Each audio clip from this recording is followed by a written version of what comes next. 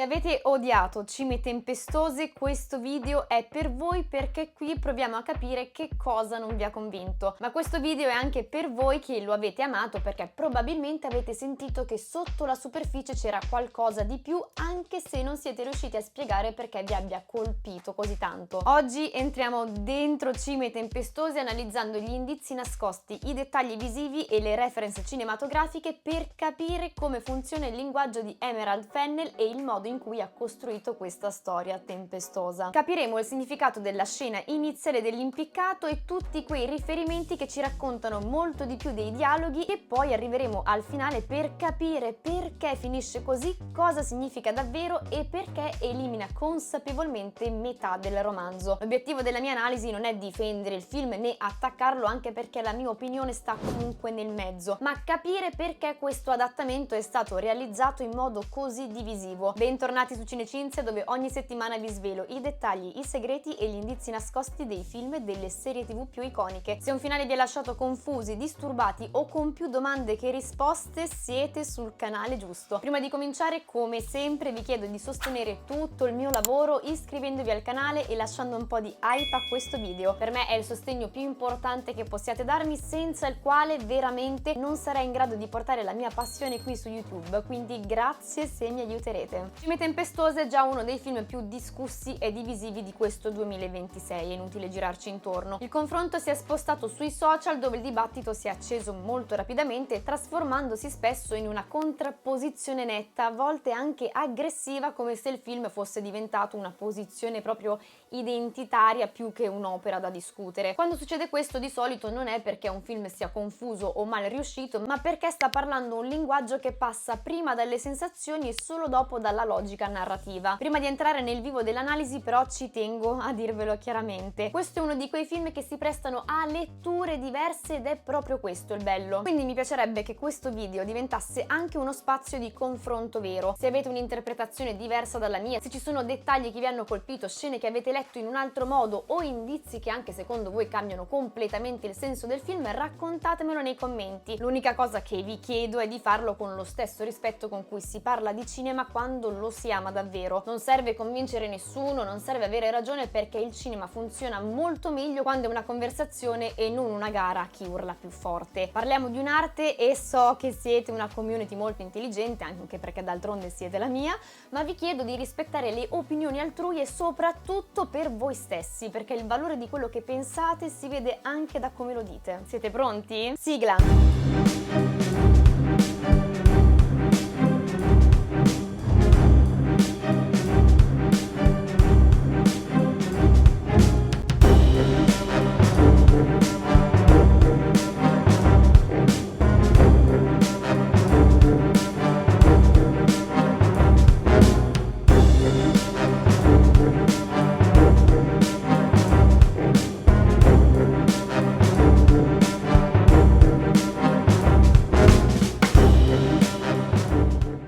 Capitolo 1. I costumi non mentono. Sin dal primo trailer di Cime Tempestose, una delle critiche più frequenti ha riguardato l'accuratezza storica, o meglio la sua assenza. È una reazione comprensibile, soprattutto considerando il peso che il romanzo originale ha nell'immaginario collettivo, ma se ci fermiamo solo a questo livello rischiamo di guardare i costumi con la lente sbagliata. Qui i vestiti non sono pensati come una ricostruzione filologica di un'epoca precisa, né tantomeno come un supporto neutro alla storia. Funzionano piuttosto come un'estensione dello stato emotivo dei personaggi, come se il film avesse scelto di raccontare l'Ottocento attraverso una percezione distorta più vicina a un sogno che a una cronaca storica. È un'estetica che naturalmente non cerca coerenza temporale ma intensità, e che usa il costume per farci entrare nella testa dei personaggi prima ancora che nelle loro azioni. Il dibattito tra spettacolo e accuratezza in questo caso diventa estremamente secondario. La scelta di spingere sull'eccesso e sull'anacronismo è una decisione precisa ed è anche uno dei punti, secondo me, di maggiore forza dell'intero film, perché serve a creare un ponte diretto con lo spettatore contemporaneo. Il film non cerca di tenerci a distanza ricostruendo un passato corretto, ma cerca di trascinarci dentro quel mondo rendendolo emotivamente riconoscibile e quasi anche familiare. Attraverso i costumi, Cime Tempestose trasforma un ambiente che ci potrebbe sembrare lontano e museale in qualcosa di vivo e contemporaneo, permettendoci così di sentirci parte di quel quello spazio e di quelle dinamiche, invece che essere semplici osservatori esterni. Solo per il personaggio di Catherine, interpretata da Margot Robbie, sono stati realizzati 50 abiti. Tutti raccontano una trasformazione emotiva, visiva, quasi una metamorfosi psicologica cucita sulla pelle del suo personaggio. I costumi raccontano quello che la trama non ci dice spesso esplicitamente, e lo fanno attraverso i materiali, i colori, la texture e le silhouette che cambiano mano a mano che la tensione interna dei personaggi si intensifica.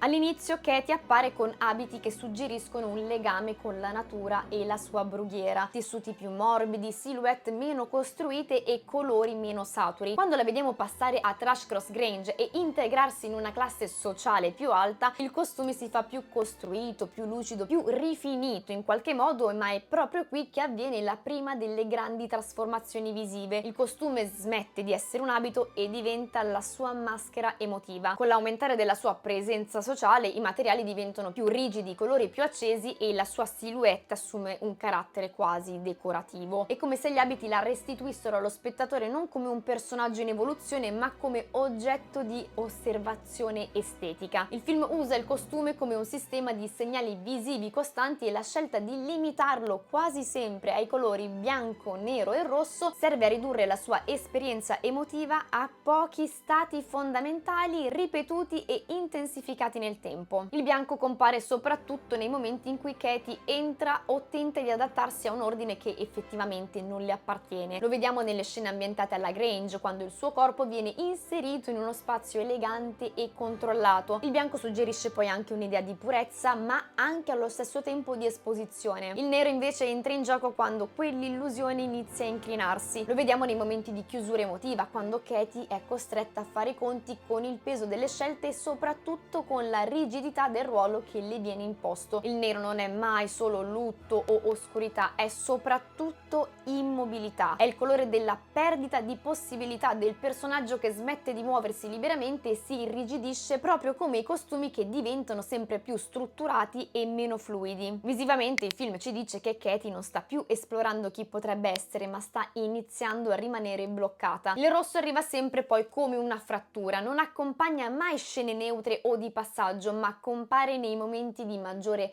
intensità emotiva, di passione, quando desiderio, rabbia e violenza emergono senza filtri. È il colore che segnala l'eccesso, il punto di non ritorno emotivo. Quando Katie indossa il rosso, il film ci sta dicendo che qualcosa dentro di lei è già andato oltre, che l'equilibrio è saltato prima ancora che la scena ce lo renda esplicito nei dialoghi o nelle azioni. Il rosso funziona come un allarme visivo, un modo per farci sentire il conflitto prima di comprenderlo razionalmente. La cosa più interessante è che questi colori poi non è che seguono un'evoluzione lineare. Il film continua a far ritornare a ripeterli, appunto, come se Katie fosse intrappolata in un ciclo emotivo da cui non riesce a uscire. Il bianco non diventa mai davvero salvezza e il nero non si trasforma in elaborazione, così come il rosso non porta a una liberazione. Tutto resta sospeso in questa triade ossessiva che rende visibile la natura della storia. Un romance che non procede verso una risoluzione, ma piuttosto continua a girare su se stesso, intensificando sempre di più gli stessi sentimenti. Questo è l'unico costume del film che rompe davvero la triade cromatica di Katie. Non è bianco, non è nero, non è rosso. Ed è anche l'unico che nel film vediamo di sfuggita, lo si vede proprio per pochissimo solo di spalle. Paradossalmente è un look che diventa più leggibile nelle foto del set che nella vera e propria scena. E questo secondo me è un peccato, io lo aspettavo tantissimo. Questo abito possiamo definirlo come un vero e proprio oggetto regalo. La trasparenza plastica, il rosa artificiale, il fiocco centrale che stringe il corpo come una confezione costruiscono l'immagine di Katie non come soggetto della scena, ma come qualcosa che viene proprio offerto. È un vestito che dichiara una funzione. Katie in quel momento non sta agendo, si sta presentando come immagine pronta per essere guardata e posseduta dal suo nuovo marito. La scelta di materiali naturali quasi sintetici accentua ancora di più questa sensazione di artificio e distanza, come se il personaggio fosse stato separato definitivamente dalla brughiera, dalla materia viva, per entrare in un mondo fatto di superficie e rappresentazione. Anche i gioielli di Katie seguono la stessa logica. Ogni collana, ogni croce, ogni pietra luminosa è posizionata per guidare il nostro sguardo, creare tensione e impostare il tono emotivo della scena. Spesso non completano l'abito, lo sovrastano proprio. Sono volutamente oversize, innaturali, proprio eccessivi, perché il loro compito è isolare Katie dallo spazio intorno e trasformarla in un punto elemento di attrazione visiva. La croce poi è uno degli elementi più importanti del film ed è un errore leggerla come un semplice riferimento religioso o decorativo, perché qui la croce funziona come segnale narrativo. Ogni volta che compare non è di certo un richiamo alla spiritualità, ma alla tensione e alla colpa che entrano in conflitto con l'ordine morale e sociale. Pensiamo alla croce che Katie indossa quando va a trovare il padre, malato e ormai ridotto in povertà assoluta. In quel momento Katie indossa una croce grande, pesante, visivamente ingombrante che cattura immediatamente il nostro sguardo e soprattutto domina l'intera inquadratura. In quella scena la croce funziona come segno di distanza, il gioiello non si armonizza con l'ambiente, lo contraddice. Visivamente il film costruisce uno scarto netto tra la miseria della casa e l'oggetto che Katie indossa, come se quel simbolo appartenesse a un altro mondo, distante anni luce, ormai irraggiungibile per chi vive lì. La croce, come dicevamo, non entra in quella dimora come un segno di conforto o di fede, ma entra come segno di separazione. Più lo spazio intorno è degradato e più quell'oggetto risalta, rendendo evidente quanto Katie ormai si sia allontanata dalle sue origini. Quando i gioielli si spostano dai vestiti ai capelli, il linguaggio poi cambia di nuovo. Qui entrano in gioco perline, fili, piccoli ornamenti intrecciati come se Katie fosse avvolta da un incantesimo. È una scelta che richiama un immaginario fiabesco, quasi da sogno, e che costruisce un contrasto fortissimo con la violenza emotiva e simbolica della storia. I gioielli sono pesanti anche come segnali visivi di legame e di prigionia. Ritorniamo ora per un attimo ai costumi. Anche i costumi degli altri personaggi funzionano come scrittura morale sul corpo, però in modo più schematico e controllato rispetto a Katie, proprio perché servono a chiarire i ruoli e le dinamiche di potere che la circondano. Nel caso di Isabella il costume accompagna una progressione visiva molto precisa che va letta come un percorso di degradazione e controllo. All'inizio i suoi abiti accessori suggeriscono fragilità, ingenuità e una femminilità che ancora non è stata violata. Col procedere della storia però il suo look si irrigidisce, si chiude, diventa più costrittivo. È una trasformazione che prepara visivamente ciò che la trama poi ci racconterà più avanti, soprattutto nella scena del collare dove il controllo non è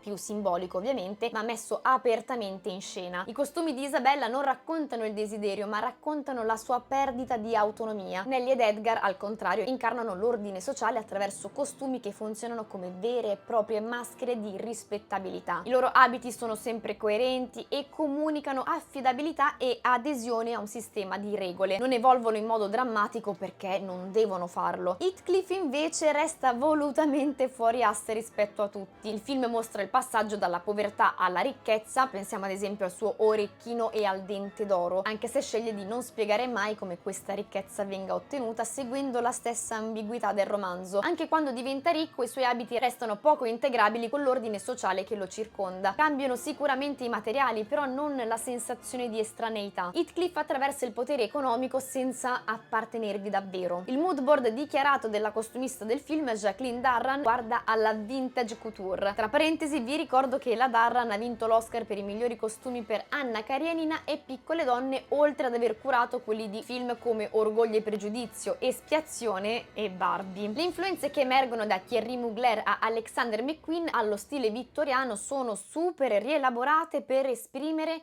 eccesso. Analizziamo un secondo a quali film si ispirano i costumi di Cime Tempestose. Partiamo dall'abito da sposa di Katie. Nella mood board di Darran compare il famoso petal dress di Charles James del 1951, un abito che sembra scolpito più che cucito, ma soprattutto dobbiamo pensare anche a Romy Schneider nei panni dell'imperatrice in Sissi, una delle saghe, possiamo definirla così, che preferisco di sempre. Semplicemente iconica, non ci sono altre parole per descriverla. Impossibile poi non pensare a Scarlett O'Hara in Via col vento del 1939, un vero e proprio archetipo dalla forte presenza scenica. Accanto a queste ci sono anche riferimenti come Lana Turner in Diane del 1956. La mood board include persino un'immagine di una pin-up anni 40, 50 e 60 per l'abito da confezione regalo, oltre alla collezione primavera-estate di Mugler del 1996. Un'altra reference importantissima è quella di Michel Mercier come Angélique nel film del 1964 Angélique Marquez des Anges, utilizzata per questo abito. Infine poi ci sono riferimenti proprio museali come un mantello del XVIII secolo dal Metropolitan Museum of Art e un abito da sposa del 1887 conservato al Cincinnati Art Museum, che contribuiscono alle strutture più elaborate e simboliche viste sullo schermo, come il mantello rosso che Katie indossa nella scena in cui visita il padre malato, e su questo look ci torniamo anche dopo. A completare il mood board c'è anche il dipinto A Swiss Girl from Interlaken di Franz Xaver Winterhalter, un'immagine che ritorna negli abiti bianco e nero di Katie, dove la figura viene fissata in una bellezza composta e immobile più vicina a un ritratto che a una persona in movimento, segnando così il momento in cui l'identità inizia a trasformarsi piano piano in immagine. Nel film questa reference funziona come passaggio intermedio tra romanticismo e controllo. Katie non è ancora completamente oggettificata come nel look della notte di nozze, ma non è neanche più nemmeno libera come lo era nella sua brughiera. Capitolo 2: trucco e controllo. Il trucco e le acconciature sono importantissimi. Il film non a caso si apre con il titolo di Cime tempestose, realizzato in stop motion, costruito manualmente fotogramma dopo fotogramma. Per questa sequenza sono stati usati i veri capelli di Margot Robbie e Jacob Elordi, intrecciati fino a formare le lettere del titolo. Si tratta di un lavoro artigianale che ha richiesto ben 9 giorni di lavorazione. Questo incipit funziona quindi come un primo segnale molto chiaro. Prima ancora che i personaggi parlino o agiscano, Cime tempestose stabilisce che certi elementi fisici come i capelli avranno un peso preciso e ricorrente nella costruzione di tutta la storia, ed è da qui che possiamo iniziare a leggere tutto il discorso sulle acconciature. All'inizio vediamo Katie con i capelli sciolti, irregolari e mai perfettamente ordinati. Hanno una texture viva, si muovono con lei, reagiscono al vento e allo spazio della brughiera. Non sono decorativi e soprattutto non sembrano mai pensati per essere osservati più di tanto. È un dettaglio fondamentale perché in questa fase Katie esiste ancora come corpo libero e non come immagine. I capelli accompagnano il suo personaggio. Con il passare del tempo però, man mano che si avvicina a Linton, al matrimonio e all'ingresso nell'alta società,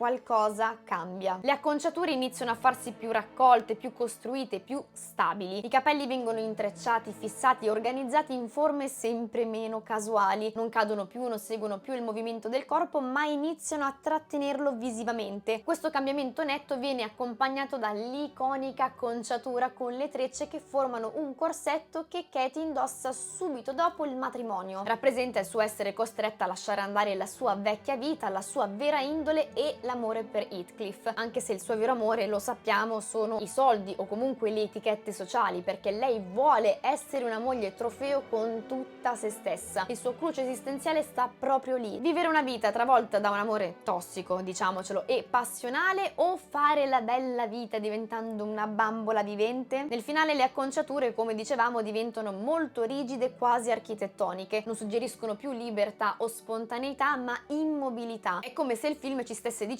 che Katie ormai è fissata in una forma definitiva, esattamente come accadeva con i costumi. Più appare ordinata, più è evidente che ha perso la possibilità di muoversi liberamente dentro e fuori dalla storia. Anche il trucco segue esattamente la stessa logica. Nelle scene in cui Katie non è truccata vediamo la pelle di Margot Robbie al naturale, con pochissima base, pori visibili e guance arrossate. Il team ha parlato di un weather-beaten look, cioè volti segnati dal vento, dal freddo, dalla brughiera, ma anche dalla pressione emotiva. È un trucco ispirato a estetiche contemporanee come la Pomegranate Girl. È un modo per dirci che questa storia è fisica. Quel rossore costante sulle guance serve quindi a mostrarla esposta e vulnerabile. In alcune scene la pelle appare persino lucida, quasi sudata, e anche questo è voluto. Miller, la make-up artist, parla di swearing makeup, un trucco che suggerisce disagio, emozioni che non restano sotto controllo e una tempesta che è prima di tutto interiore. Quando invece Katie è truccata presenta sempre un make-up sopra le righe, un'euforia uscito fuori dall'Ottocento. In questa sequenza, per esempio, Catherine ha piccoli puntini luminosi sulle guance. Ovviamente non sono glitter posizionati a caso, ma cristalli applicati sul viso per creare un effetto di rifrazione della luce, come se l'ambiente e la tensione emotiva le si attaccassero letteralmente addosso. Capitolo 3: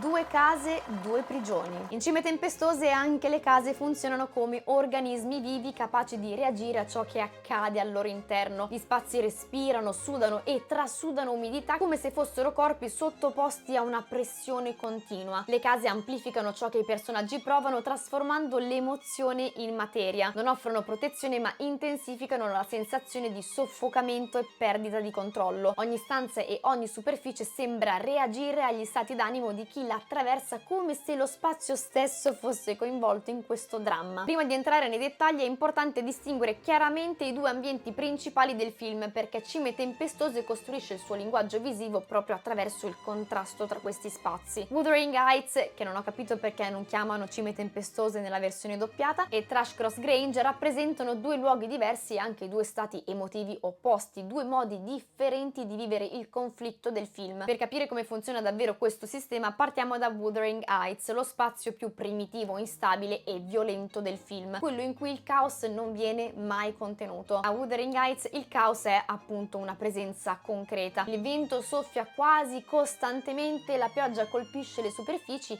il fumo attraversa gli spazi creando una pressione continua che non lascia mai tregua. Anche nelle scene apertamente statiche l'ambiente è comunque sempre in movimento. L'aria si muove, le superfici reagiscono e il clima agisce sui personaggi come una forza esterna che non può essere ignorata. Il significato stesso di Wuthering, legato al vento violento, viene tradotto in un'esperienza sensoriale. Il film ci fa sentire questa instabilità prima ancora di mostrarcela attraverso la trama. Il rumore del vento, l'umidità costante e la luce sporca e irregolare rendono quasi impossibile ogni sensazione di quiete in quel posto. Ogni scena ambientata qui porta con sé l'idea che qualcosa stia per esplodere anche quando i personaggi non fanno niente, quindi sono fermi o in silenzio. Questo movimento continuo trasforma Wuthering Heights in uno spazio che agisce sui personaggi, li logora e soprattutto li spinge verso l'eccesso. La natura non resta mai fuori qui, perché roccia, terra e paesaggio entrano fisicamente nella casa, invadono gli interni e si insidono nelle pareti e negli arredi. Le superfici mostrano escrescenze, deformazioni, come se l'edificio stesso stesse sviluppando una sorta di malattia. Il paesaggio non circonda la casa, la attacca. Questo rende impossibile qualsiasi distinzione netta tra rifugio e minaccia. Lo spazio domestico non protegge, assorbe la violenza dell'ambiente e la restituisce molto più amplificata. La sensazione è quella di una casa che si sta lentamente ammalando insieme ai personaggi che la abitano. Il degrado non è improvviso, è sempre progressivo e accompagna l'evoluzione del conflitto emotivo. Wuthering Heights è uno spazio volutamente spoglio, gli arredi sono pochi, essenziali, quasi ridotti proprio al minimo indispensabile. Questa mancanza comunica disagio. Il vuoto diventa una scelta narrativa molto precisa perché obbliga lo spettatore a confrontarsi con l'assenza invece che con l'eccesso. Qui non c'è sovraccarico decorativo come invece vedremo tra poco, qui c'è sottrazione e proprio per questo ogni oggetto rimasto pesa di più. La violenza che attraversa Wuthering Heights nasce anche da questa scarsità. Non è il caos barocco a generare tensione, ma l'impressione che manchi sempre qualcosa. E a proposito di mancanze, parliamo del camino presente a Wuthering Heights. Il signor Earnshaw è pieno di debiti e per questo da un certo punto in poi non ci si può neanche più permettere di accendere il fuoco. Ma che cosa fa Heathcliff a un certo punto? Spacca una sedia per usarla come combustibile. Il suo è un gesto che unisce sicuramente rabbia e necessità e anche violenza e sopravvivenza. Il contrasto con la Grange è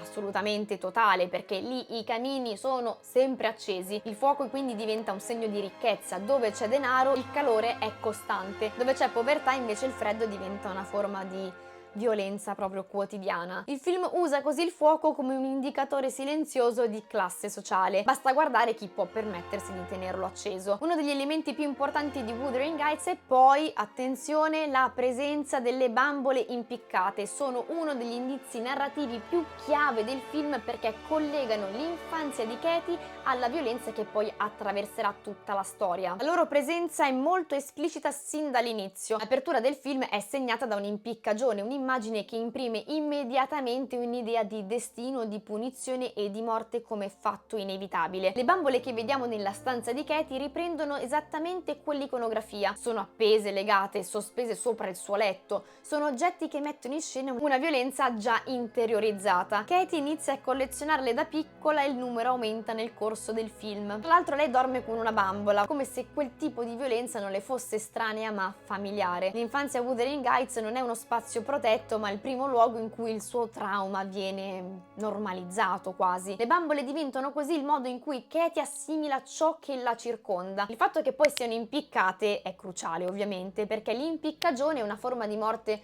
pubblica, esposta, definitiva e anche molto violenta. Il film ci dice che Katie cresce in un ambiente in cui la violenza non è mai nascosta ma sempre visibile, quasi parte del paesaggio emotivo. E non finisce qui il discorso delle bambole, ma ci torniamo tra pochissimo. Torniamo alla casa di Wuthering Heights. Il colore scelto è molto particolare perché si tratta di un nero lucido quasi bagnato. Questa scelta nasce dalla volontà di rendere la casa costantemente umida, come se stesse sudando, piangendo o comunque trasudando qualcosa. Visivamente la casa sembra sempre sul punto di scivolare, di deformarsi e di cedere. Pensiamo poi al pavimento a scacchi bianco e nero, che riprende ancora una volta la grammatica cromatica di Katie. È una superficie che divide, che costringe a muoversi secondo una logica binaria senza nessuna sfumatura. Ora, dopo aver visto come Wuthering Heights funziona come spazio del caos, possiamo spostarci nell'altro grande ambiente del film, Thrushcross Grange. Thrushcross Grange è il luogo dell'ordine, della ricchezza e della bellezza controllata, ma questo ordine, invece di liberare, paradossalmente immobilizza. E qui ritorniamo al discorso delle bambole. La casa delle bambole di Thrushcross Grange riprende e trasforma ciò che abbiamo visto a Wuthering Heights. Se lì le bambole erano appese, impiccate, legate a un immaginario di morte e destino anche interiorizzato, se vogliamo essere un po' più filosofici, qui la bambola cambia forma,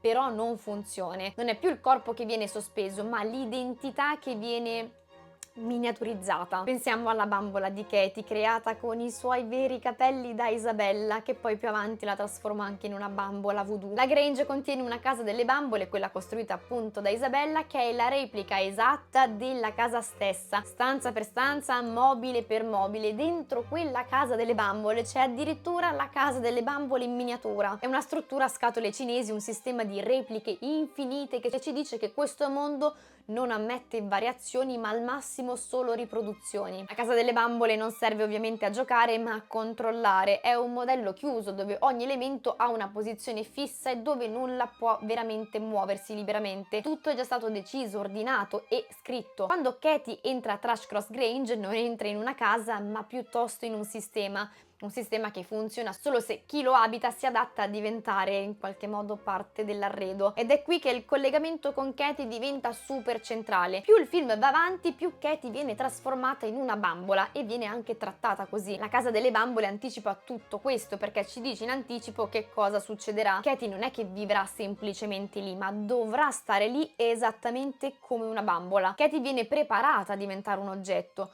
A Wuthering Heights lei interiorizza il destino attraverso il trauma, mentre a Thrushcross Grange interiorizza il controllo attraverso la bellezza. Il film usa questa struttura per dirci una cosa molto precisa. Katie non sceglie di diventare una bambola così all'improvviso, viene educata ad esserlo. Lei stessa per prima vuole esserlo, prima attraverso il gioco, poi attraverso lo spazio e infine attraverso il ruolo sociale. Quando la vediamo perfettamente vestita, composta, incastonata in quel mondo simmetrico, la trasformazione è già avvenuta. Tra l'altro Wuthering Heights presenta una struttura con numeri dispari, la Grange invece presenta una struttura basata su numeri pari. L'estetica di tutta la casa richiama apertamente un immaginario fiabesco e straniante, molto vicino ad Alice nel Paese delle Meraviglie, un mondo elegante, assurdo, regolato da logiche arbitrarie e ripetitive dove tutto è sì bellissimo ma anche profondamente innaturale allo stesso tempo. Pensiamo alle fragole giganti che mangiano Nellie e Katie o agli acquari dei pesci che si innalzano su quelle sorte di colonne nel giardino. Come Alice, anche Katie entra in uno spazio che sembra incantato ma che in realtà funziona secondo regole incomprensibili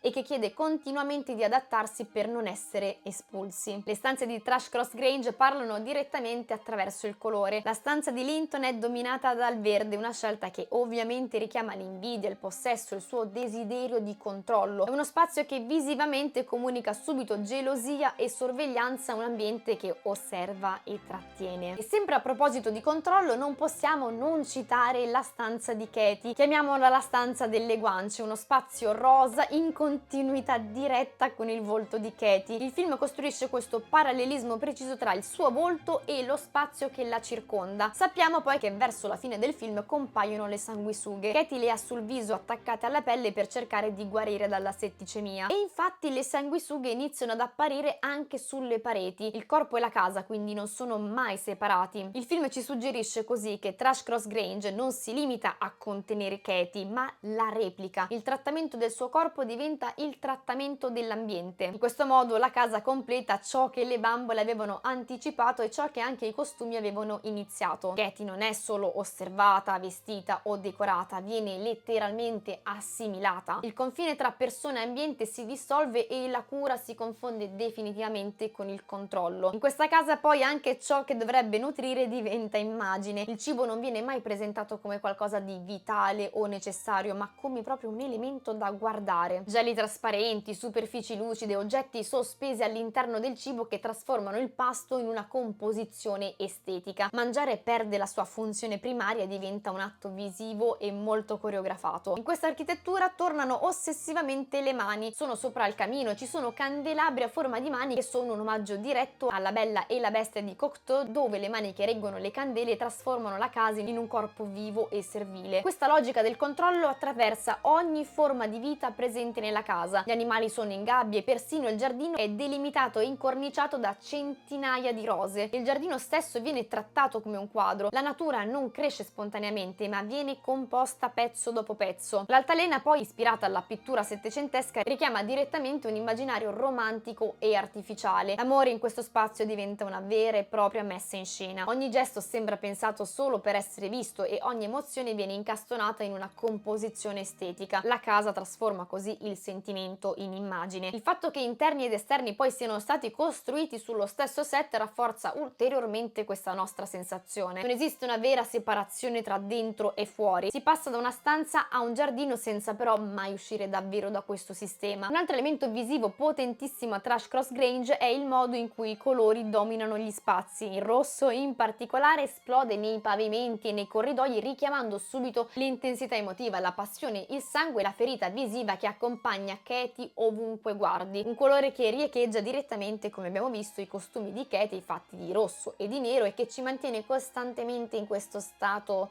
di tensione emotiva e visiva. Se ci fate caso poi, il tempo stesso viene trattato come decorazione. Le stagioni cambiano all'interno dello stesso spazio senza che in realtà questo comporti una vera trasformazione. Il tempo scorre però non guarisce niente. Thrushcross Grange resta immobile mentre tutto intorno sembra mutare. Il film ci suggerisce anche che il passare del tempo non porta evoluzione ma soltanto una diversa confezione della stessa prigione. Alla fine del film diventa chiaro che nessuno dei due luoghi può veramente essere chiamato casa, perché Wuthering Heights è uno spazio che divora chi lo abita, chi vive lì impara in qualche modo a sopravvivere. Il legame che crea sicuramente è viscerale, però anche distruttivo e lascia segni permanenti. Thrushcross Grange al contrario accoglie però soltanto in apparenza, perché trasforma chi entra in un'immagine perfetta da osservare e conservare. Katie resta così sospesa tra questi due poli estremi, non può appartenere a Wuthering Heights senza esserne consumata e allo stesso tempo non può abitare Thrushcross Grange senza smettere di essere se stessa. Il film costruisce questi due spazi come trappole opposte però anche complementari e ci dice che il vero dramma di Katie non è scegliere tra due uomini o tra due mondi, ma scoprire che nessuno dei due è davvero capace di contenerla davvero. Capitolo 4. Le reference cinematografiche. Cime Tempestose è un film costruito su un accumulo di immagini che arrivano da altri film, da altri immaginari e da altre storie già sedimentate nella nostra memoria visiva. Emerald Fennell lavora apertamente con il cinema del passato e con il modo in cui quel cinema ci ha insegnato a riconoscere l'amore, il desiderio, ma anche la distruzione. Uno dei riferimenti più forti riguarda l'idea stessa di grande cinema classico. Via col vento ritorna nella ricostruzione degli spazi e nella monumentalità delle figure, soprattutto nel modo in cui i personaggi vengono messi in scena come icone. I costumi di Katie, in particolare quelli più strutturati, richiamano l'idea di un corpo trasformato dal costume, scolpito e reso finalmente immagine. La scena del corsetto che viene stretto, la teatralità e i colori sono stati ripresi più volte nel film. E apro una parentesi per mostrare quanto masochista e ossessionata sia Katie,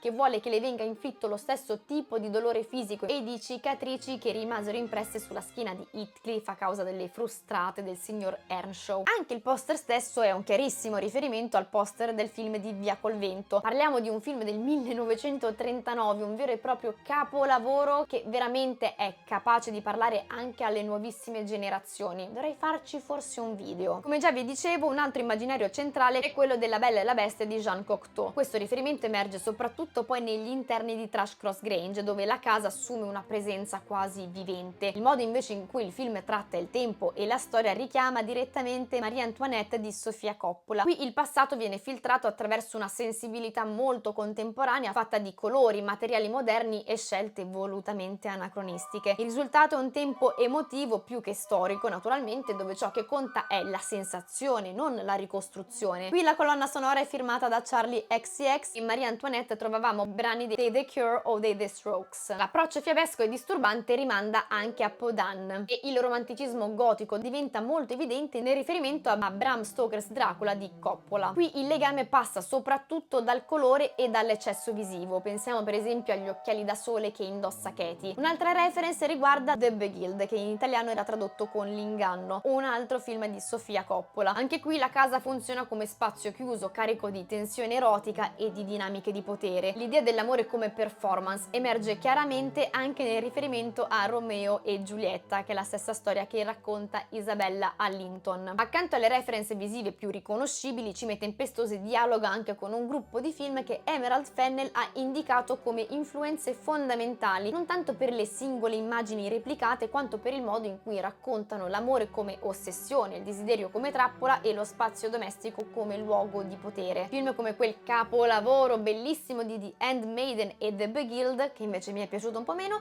lavorano su dinamiche simili dove appunto l'intimità diventa sorveglianza e la casa smette di essere rifugio per trasformarsi in campo di battaglia emotivo. Poi ci sono The Night Porter, Crash, Romance e Secretary, che portano un'idea di erotismo disturbante in cui il corpo è sempre esposto, controllato, anche messo alla prova, un immaginario che ritorna anche nel modo in cui Katie viene osservata, vestita e letteralmente messa in scena, e riguarda anche Isabella. Ci sono poi melodrammi classici come Random Harvest, A Matter of Life and Death e The End of the Affair, che contribuiscono a costruire l'idea di un amore assoluto, totalizzante, incapace di trovare una forma equilibrata. Un riferimento meno citato ma estremamente significativo di Cime Tempestose è quello allo spot di Chanel numero 5 Le Look, diretto nel 1998 da Luc Besson. Lo spot rilegge la fiaba di Cappuccetto Rosso in chiave sensuale e minacciosa. Il costume diventa centrale perché il rosso non è solo un colore, come diciamo sempre, ma è proprio un segnale visivo che racconta l'ingresso in uno spazio proibito. In Cime Tempestose il richiamo è evidente soprattutto in questo look di Katie. Capitolo 5. Il finale spiegato. Cime Tempestose si apre con un'impiccagione pubblica. Ma perché? La sequenza è costruita in modo intenzionalmente ambiguo. Per alcuni istanti non è proprio chiaro che cosa stiamo guardando. L'inquadratura e i suoni giocano sulla somiglianza tra sofferenza e piacere, tra un respiro affannoso e gemiti, tra violenza e attrazione. Solo dopo, quando scopriamo l'immagine, capiamo che si tratta di un uomo impiccato. Questa prima sequenza ci fa subito capire che in questo film desiderio e distruzione non saranno mai separati in modo netto, ma il dettaglio più importante è Katie, che osserva la scena con una calma disturbante. Fennell ha chiarito che questo momento serve proprio a mostrarci fin da subito il rapporto del personaggio con la violenza e con la morte, un rapporto che non è sicuramente di rifiuto o di shock. Dobbiamo tenere bene a mente queste premesse per poter apprezzare, o almeno cercare di farlo, il finale del film. Il film si conclude con la morte di Katie, ma nel romanzo di Emily Brontë la storia non finisce affatto lì, anzi da quel momento il libro cambia completamente direzione. Dopo la morte di Katie, Heathcliff continua a vivere e la narrazione si sposta sulla seconda generazione. Katie ha una figlia, Catherine Linton, originale il nome,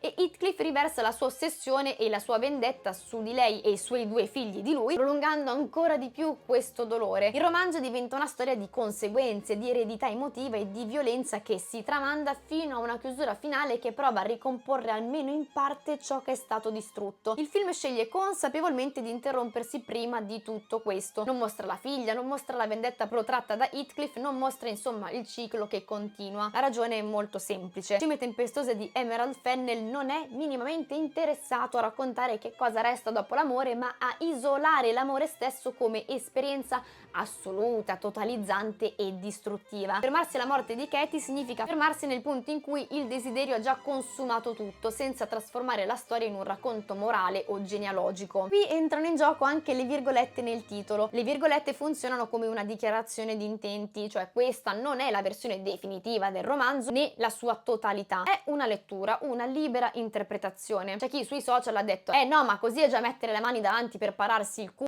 Io dico, chi se ne frega, è una polemica veramente sterile. La regista non chiede il permesso, dichiara semplicemente di non voler fare una trasposizione totale e definitiva, così come l'hanno fatto in tantissime altre volte, in tantissimi altri film, per tantissime altre trasposizioni letterarie. Guardare Cime tempestose partendo da un sospetto di questo tipo significa arrivarci in qualche modo già prevenuti, diciamocelo, quando invece è proprio la libertà della finzione e anche la sua parzialità dichiarata a essere il cuore di questa operazione. Il film quindi non è che taglia a metà del libro per semplificare la storia, lo fa per cambiare il senso della storia. Nel romanzo l'amore genera conseguenze, nel film l'amore è la conseguenza finale. C'è da dire però che il marketing del film è stato molto più aggressivo poi del film stesso. Tutta la comunicazione ha spinto verso un'idea di eccesso, di provocazione, soprattutto sul piano sessuale, creando aspettative che il film in realtà non vuole e non prova nemmeno a soddisfare. Molti, soprattutto le ragazze nella mia sala, si aspettavano qualcosa di più esplicito, di più scandaloso,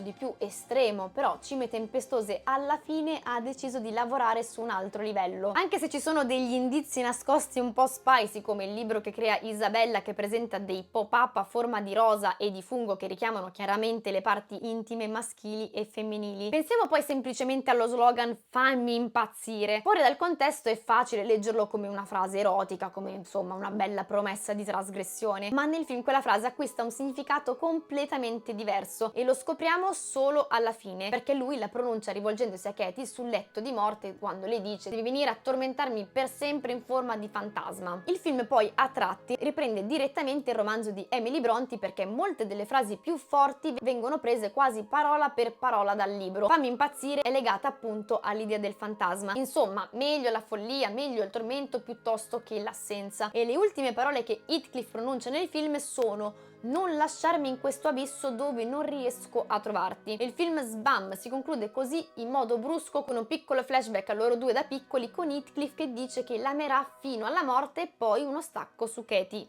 morta. Chiariamo ora la morte di Catherine. Nel film la morte di Catherine è legata a una setticemia, ma il modo in cui ci si arriva è volutamente ambiguo. Verso la fine Katie dice a Nellie che il bambino è morto. Nellie le risponde che non può essere vero perché non ha perso sangue, quindi secondo la sua logica il feto è ancora vivo. E a questa risposta Katie, che è già in uno stato di profonda depressione e follia a causa della lontananza di Heathcliff, fa semplicemente spallucce. Fa tipo ok, ma forse Nellie non ha ragione. È assolutamente possibile che Katie abbia capito prima di tutti, insomma, che qualcosa non andasse, l'assenza di movimenti del feto o anche solo la consapevolezza del proprio corpo. Il film mette queste due percezioni una contro l'altra senza stabilire una verità definitiva. Da un punto di vista medico è plausibile che il feto fosse già morto e che la setticemia quindi derivi proprio da questo. Però il film non è in realtà interessato a chiarire l'ordine clinico degli eventi. Gli interessa mostrare che Katie viene ascoltata solo quando il suo corpo cede in modo evidente, violento e sanguinoso. La scena in cui il corpo espelle il bambino immersa nel sangue arriva come la conferma tardiva di qualcosa che Katie aveva già detto. La scena è molto tragica, un fiume di sangue inonda la stanza e sporca le lenzuola e il vestito bianco di Katie, rievocando così i colori e i contrasti di cui abbiamo parlato prima. Insomma, nel finale Heathcliff non viene trasformato in un eroe tragico, non c'è una glorificazione unificazione del dolore, non c'è una rivincita, non c'è nemmeno una vera e propria caduta. Rimane così un corpo irrisolto, bloccato nello stesso punto emotivo in cui lo abbiamo incontrato all'inizio. Il film rifiuta consapevolmente il mito del genio romantico distrutto, quello che trasforma l'incapacità di amare in una grandezza poetica. Heathcliff non è un personaggio maledetto dal destino, è qualcuno che non riesce semplicemente ad uscire da uno schema, non evolve, non impara, non trasforma nemmeno il dolore in altro, semplicemente lo ripete. Per questo il finale non funziona come chiusura, ma come cristallizzazione. Non racconta una storia fatta di ups and downs, ma racconta uno stato permanente. Katie muore, la storia si interrompe, però Heathcliff resta fermo, identico a se stesso, incapace di immaginare una vita che non sia definita da quell'ossessione. Cime tempestose parla di un amore che non sa finire, non c'è redenzione, non c'è catarsi, non c'è neanche consolazione, è solo un loop emotivo che continua a girare anche quando l'oggetto del desiderio ormai non esiste più. Il punto iniziale e finale di questa versione di Cime tempestose è l'idea che per alcuni personaggi l'amore non è mai stato una promessa di cambiamento o di felicità, ma solo una prigione da abitare fino in fondo e per sempre. Sarà uscito un video lunghissimo, in realtà ci sono ancora tanti aspetti che vorrei analizzare, però credo che sarebbe assurdo realizzare un video più lungo del film stesso. Siamo arrivati alla fine, io vi ringrazio dal profondo del mio cuore se siete arrivati fino qui, fatemelo sapere mettendo l'emoticon del cuore spezzato nei commenti. Se vi è piaciuto il video ovviamente sostenetemi iscrivendovi al canale e attivando le notifiche, perché ogni settimana smontiamo insieme pezzo per pezzo i film e le serie TV più iconiche. Fatemi sapere nei commenti ovviamente che cosa ne pensate del film, se avete notato altri indizi nascosti o altri dettagli, e nel frattempo io vi saluto e ci vediamo la settimana prossima sempre qui su Cinecinzia.